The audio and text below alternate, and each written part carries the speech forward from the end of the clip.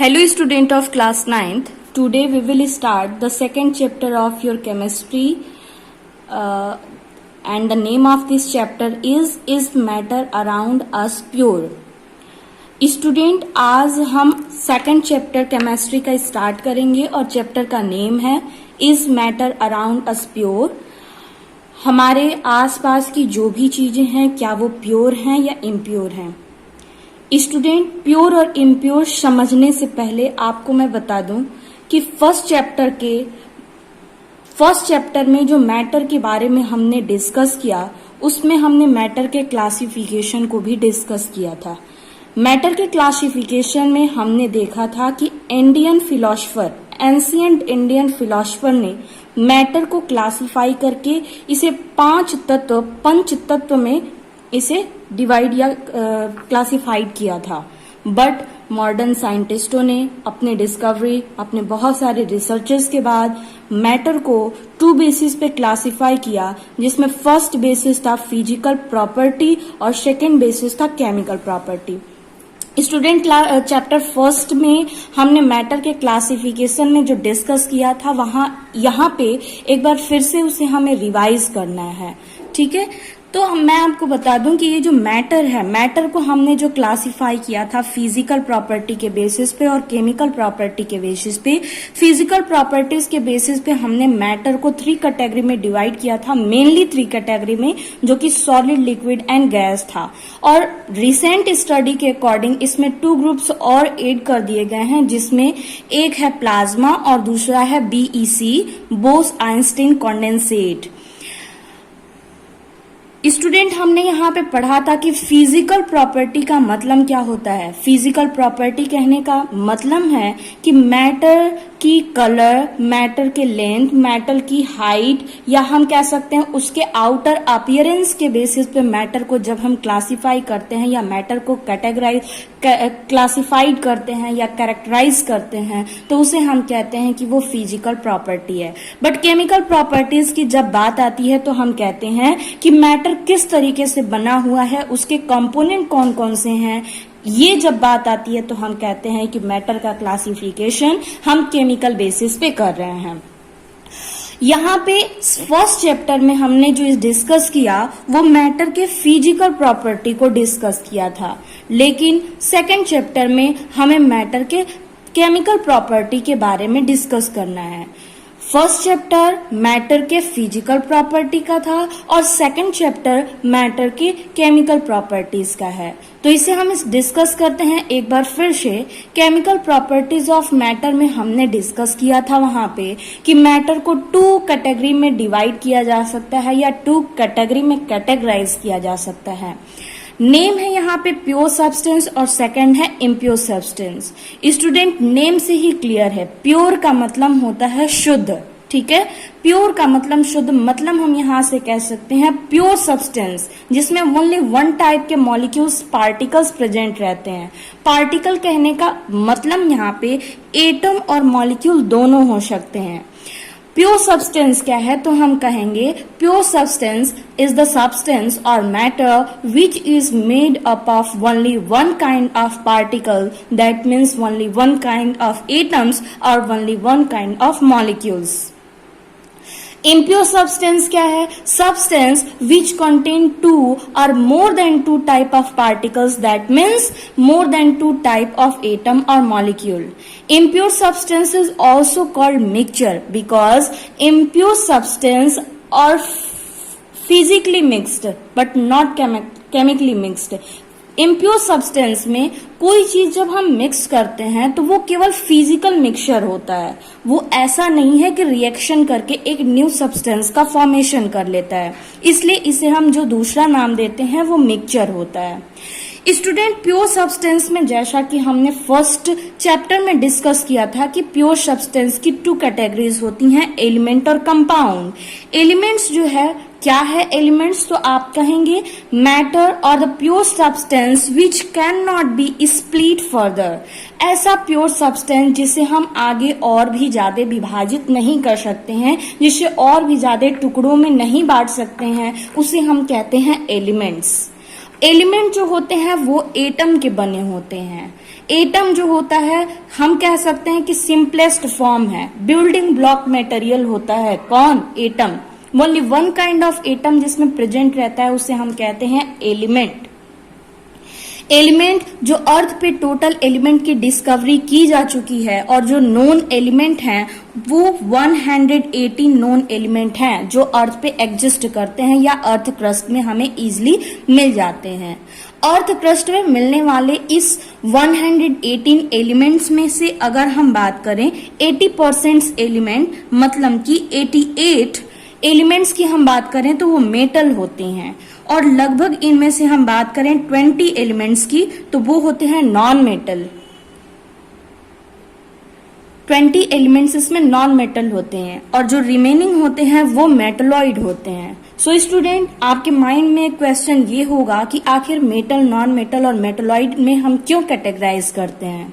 Student, element को उनकी physical और केमिकल प्रॉपर्टी के बेसिस पे मेटल, नॉन मेटल और मेटलॉइड में कैटेगराइज किया जाता है। इस चैप्टर में हमें डिटेल पढ़ना है मेटल, नॉन मेटल और मेटलॉइड की कैरेक्टरिस्टिक्स के बारे में।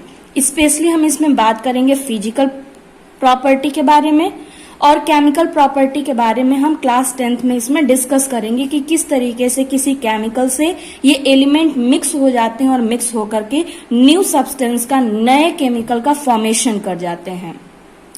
स्टूडेंट, इस 118 एलिमेंट्स में से आपको 30 एलिमेंट्स क्लास 9th के लिए याद करना बहुत ही जरूरी है। ये कंपल्सरी है, इसे मैं अभी डिस्कस करूंगी जिसे आप लर्न कर लेंगे और नेक्स्ट क्लास में वो आपके लिए यूजफुल होगा। नेक्स्ट जो कैटेगरी है प्योर सब्सटेंस की, वो कैटेगरी है कंपाउंड। स्टूडेंट, जैसा कि बहुत ही शॉर्ट फॉर्म में यहाँ पे मेंशन किया गया है कि कंपाउंड क्या है, आप इसका बना सकते हैं डेफिनेशन, बहुत ही इजी वे में आप बना सकते हैं। देखिए, pure substance which contain one kind of molecule. आपको इसमें बहुत ज्यादा लिखना भी नहीं है, बहुत ज्यादा इसमें आपको वर्क नहीं करना है। करना क्या है, यहाँ से आप लेंगे जिसके अंडर में ये टॉपिक आता है प्योर सब्सटेंस। आपका डेफिनेशन होगा प्योर सब्सटेंस विच कॉन्टेन मतलब रखता है, विच पोजेसेस जो कि रखता है क्या, वन काइंड ऑफ मॉलिक्यूल, एक तरीके के मॉलिक्यूल को कॉन्टेन करता है, उसे हम कहते हैं कंपाउंड। स्टूडेंट, आपके माइंड में क्वेश्चन होगा कि ये मॉलिक्यूल क्या होता है। हम इस चैप्टर में और इसके बाद वाले चैप्टर में, 3rd चैप्टर में हम डिस्कस करेंगे कि एटम और मॉलिक्यूल जो होते हैं ये कैसे एग्जिस्ट करते हैं और किस तरीके से बनते हैं। कंपाउंड का डेफिनेशन अगर और भी ज्यादा हम इसे डिफाइन करना चाहें तो हम कह सकते हैं elements combine with each other in fixed proportion, in fixed ratio by its mass and form a combined form called compound. Simple way में समझिए, combined form of element is called compound, but वो जो combined form होता है वो fix ratio में होना चाहिए। जैसे एज फॉर एग्जाम्पल अगर हम बात करें H2O की, तो स्टूडेंट इस H2O के कंपाउंड में हाइड्रोजन और ऑक्सीजन प्रेजेंट है। एलिमेंट्स कंबाइंड होकर के कंपाउंड का फॉर्मेशन किए हैं, बट इस एलिमेंट्स के कॉम्बिनेशन में हाइड्रोजन और ऑक्सीजन का जो रेशियो है वॉल्यूम के अकॉर्डिंग 2:1 है, बट मास के अकॉर्डिंग अगर देखें तो हाइड्रोजन का मास जो होता है 1 यूनिट होता है, बट यहाँ पे 2 हाइड्रोजन प्रेजेंट है और ऑक्सीजन का मास होता है 16। अगर इसे हम रेशियो लें तो ये हो जाएगा 1:8। मतलब हम कह सकते हैं H2O वाटर के एक मॉलिक्यूल के फॉर्मेशन में हाइड्रोजन और ऑक्सीजन एक दूसरे से कंबाइंड हुए, एक फिक्स रेशियो में कंबाइंड हुए। अगर हम बात करें इसके मास के अकॉर्डिंग तो 1:8 के रेशियो में, अगर वॉल्यूम के अकॉर्डिंग बात करें तो 2:1 के रेशियो में ये एक दूसरे से कंबाइंड हुए। ठीक है, इस कंपाउंड के नेचर के बेसिस पे पीएच स्केल जो होता है ना, पीएच स्केल से हम लोग देखते हैं power of hydrogen full form होता है पीएच स्केल का, उसके नेचर को हम डिटेक्ट करते हैं। तो कंपाउंड के नेचर के बेसिस पे कंपाउंड को कैटेगराइज किया गया है acid, base and salt. But student, acid, base and salt के बारे में आपको यहाँ पे डिस्कस नहीं करना है, केवल हम कंपाउंड के बारे में समझेंगे, कंपाउंड के कुछ एग्जाम्पल देखेंगे और उसके बाद हम देखेंगे कि कंपाउंड का फॉर्मूला किस तरीके से बनाया जाता है। नेक्स्ट मैं आपको बता दूं इम्प्योर सब्सटेंस के बारे में आपको मेनली डिस्कस करना है इस सेकेंड चैप्टर में। इम्प्योर सब्सटेंस को हम 2 कैटेगरीज में डिवाइड करते हैं, homogeneous mixture and heterogeneous mixture, जैसा कि हमने फर्स्ट चैप्टर के वीडियो में डिस्कस किया हुआ है। होमोजीनस मिक्सचर और हेट्रोजीनस मिक्सचर में सस्पेंशन, सॉल्यूशन और कोलॉइड के बारे में हमें डिस्कस करना है। इसके बाद एक बहुत ही इंपॉर्टेंट टॉपिक है जिसमें हम डिस्कस करेंगे सेपरेटिंग ऑफ मिक्सचर। 2 और 3 मिक्सचर्स को एक साथ जब हम कंबाइन कर देते हैं तो किस तरीके से उसे हम सेपरेट कर लेंगे, इसे हम डिस्कस करेंगे और ये हमारे इस चैप्टर का सबसे इंपॉर्टेंट टॉपिक होगा। सो स्टूडेंट, ये रहा इस चैप्टर का ओवरव्यू कि हमें क्या पढ़ना है इस चैप्टर में। इस चैप्टर में आगे के वीडियोस के लिए और आगे के क्लासेस के लिए काफी जरूरी है, या एक तरह से कह लें कंपल्सरी ही है, मेटल एलिमेंट्स का atomic number, atomic mass, symbol और नेम 1 से 30 तक आपको लर्न करना होगा। सो स्टूडेंट, इस नेक्स्ट पेज पे आपके लिए ये एटॉमिक नंबर, सिंबल, नेम और एटॉमिक मास को तैयार किया गया, इसे आप कल तक लर्न कर लेंगे।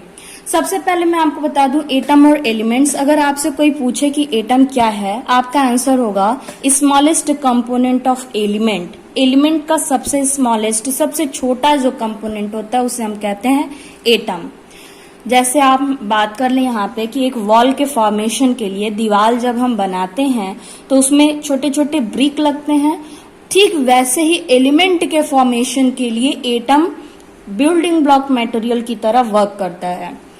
नेक्स्ट एलिमेंट क्या होता है? Pure substance which can not be broken down by chemical mean, जिसे हम केमिकल मीन से ब्रोकन डाउन तोड़ नहीं सकते हैं, स्प्लिट आउट नहीं कर सकते हैं। स्टूडेंट, नेक्स्ट है आपके लिए यहाँ पे atom number, symbol, name, atomic mass.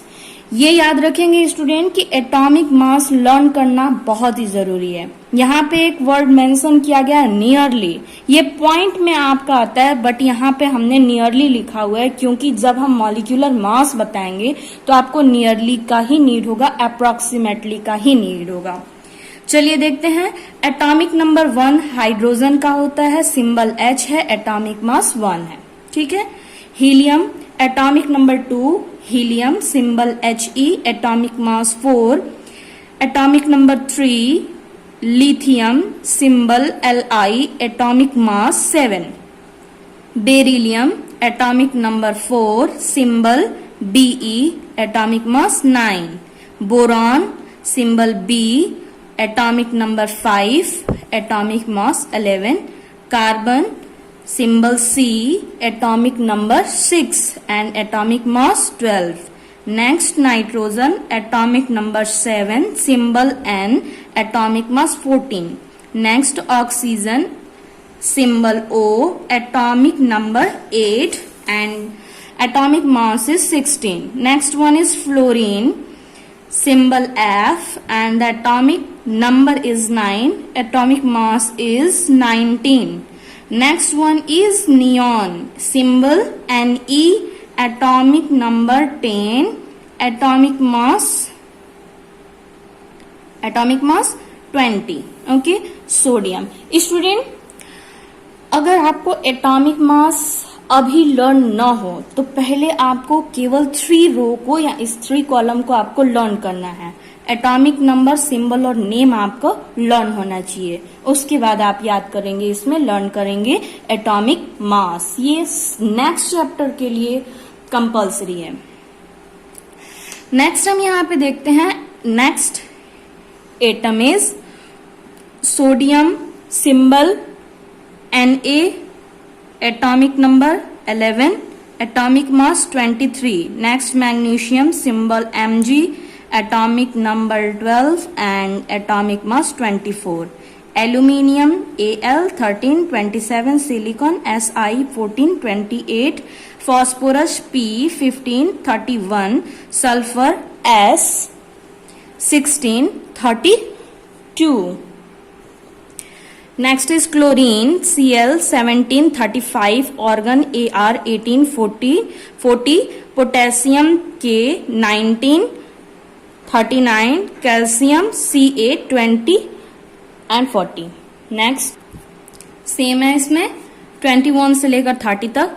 यहाँ से scandium, titanium, vanadium, chromium, manganese, iron, cobalt, निकल, कॉपर, जिंक, ये आपका एटॉमिक मास आ जाएगा। स्टूडेंट आई होप कल तक आप इसे लर्न कर लेंगे और इसके बाद हम लोग इसके आगे का टॉपिक डिस्कस करेंगे और पॉइंट्स को समझते जाएंगे। अगर आपको कोई प्रॉब्लम होगी, कोई क्वेश्चन आपको पूछना होगा तो कमेंट में आप टाइप करके सेंड करेंगे, आपके क्वेश्चन का आंसर मिल जाएगा। Thank you.